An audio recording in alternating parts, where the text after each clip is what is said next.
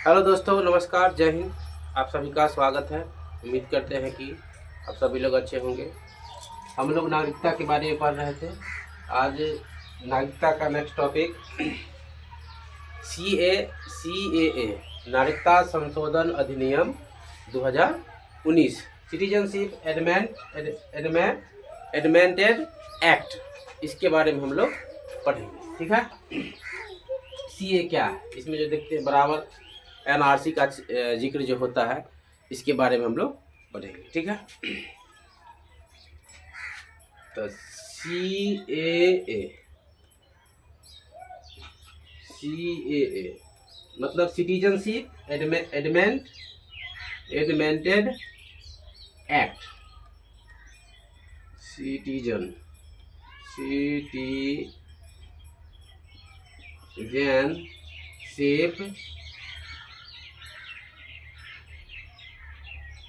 Amendment act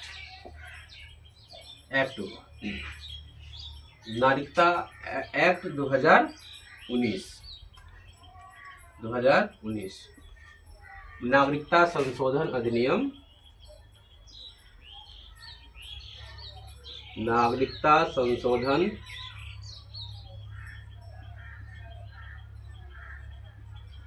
नागरिकता संशोधन अधिनियम 2019। यह संशोधन लोकसभा में 10 दिसंबर 2019 को लाया गया था। राज्यसभा में 11 दिसंबर 2019 को पास हो गया था। उसके बाद 12 दिसंबर को राष्ट्रपति महोदय ने क्या किया, सिग्नेचर करने के बाद यह कानून भी बन गया और जनवरी 2020 से यह संपूर्ण देश में लागू भी हो चुका है। ठीक है। अब बात इस पर है, जो कोई एक्ट कब बनता है, यह भी तो एक्ट है। CA बराबर सुनते हैं, सिटीजनशिप एक्ट एमेंडमेंट एक्ट। जब लोकसभा और राज्यसभा में कोई बिल लाया जाता है, बिल जब लाता है तो क्या होता है, एक्ट मतलब कि क्या होता है, अधिनियम जो कह सकते एक्ट होता है। और जब वह उस पर राष्ट्रपति जी सिग्नेचर कर देता है तो वह नियम क्या बनता है, एक्ट मतलब कानून बन जाता है। इसी में जो है अवैध प्रवासी को देखते हुए भारत में जो अभी अवैध प्रवासी के बारे में सुनते हो, जो लीगल और लीगल तरीके से भारत में प्रवेश कर जाते हैं, यहाँ वीजा लेके भारत में आ जाते हैं, लेकिन जाने का उसका नाम में रहता है, उसका वीजा का समय समाप्त हो चुका रहता है, लेकिन फिर भी वह भारत में ही रहना चाहता है। इसके बारे में ठीक है। तो इसमें जो कहा गया है, सिटीजनशिप एक्ट लोकसभा में 10 दिसंबर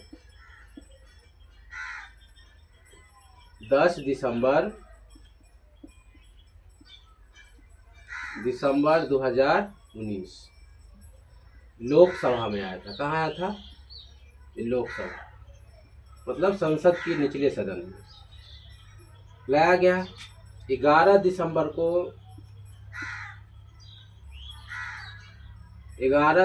को उच्च सदन राज्यसभा से पास हो गया और 12 दिसंबर 2019 को राष्ट्रपति ने हस्ताक्षर किए थे, हस्ताक्षर कर दिए, यानी यह कर दिए, यानी क्या हो गया, यह अधिनियम कानून बन जाता है। ठीक है। अब इसमें क्या होता है, इस एक्ट में ये कहा गया था कि 31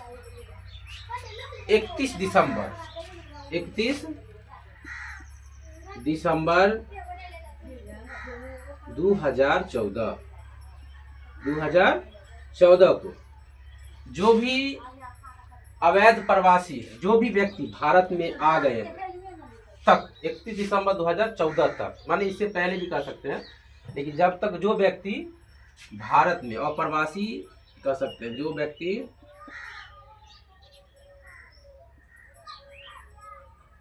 भारत में आ चुके हैं, आ गए हैं, कह सकते हैं, आ गए हैं वह अप्रवासी नहीं माना जाएगा। वह प्रवासी नहीं माना जाएगा, नहीं माना जाएगा। इनका कहना, इस एक्ट का यह कहना है। इसमें कुछ खासियत दिखाते हैं।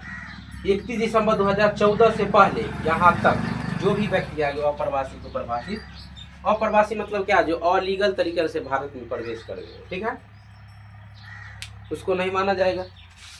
अब इसमें जो होता है, इसमें भी कुछ विशेष प्रावधान कर दिया गया है। 3 देश को छोड़कर, अफगानिस्तान, बांग्लादेश और पाकिस्तान, ये 3 देशों के जो अप्रवासी भारतीय है, वो अगर 6 धर्म से रिलेटेड नहीं है तो उसको अप्रवासी भारतीय नहीं माना जाएगा, ठीक है।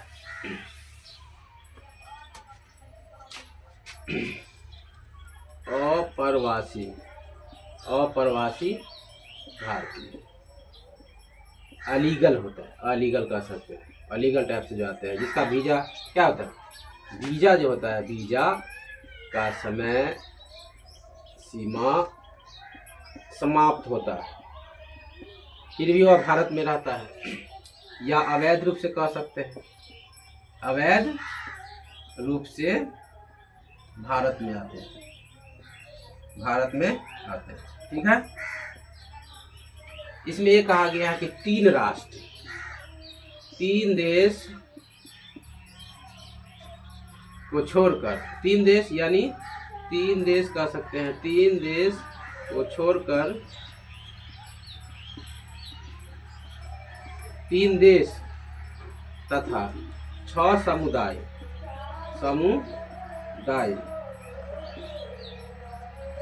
को छोड़कर जो भी व्यक्ति है वह क्या होगा, भारत में अप्रवासी माना जाएगा। जैसे देखिए 3 देश, जैसे पहले और 3 देश जैसे बांग्लादेश, पाकिस्तान और अफगानिस्तान।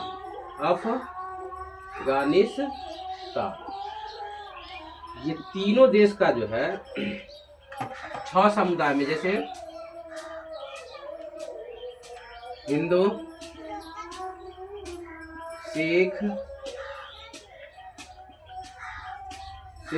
सिख, बौद्ध, पारसी कह सकते हैं, पारसी, ईसाई और जैन को भारतीय नागरिकता दिया जाएगा। क्योंकि इसमें यह कहा गया है कि ये 6 समुदाय जो है, इस तीनों देश में इसको प्रताड़ित किया जाता है, बांग्लादेश, पाकिस्तान, अफगानिस्तान में।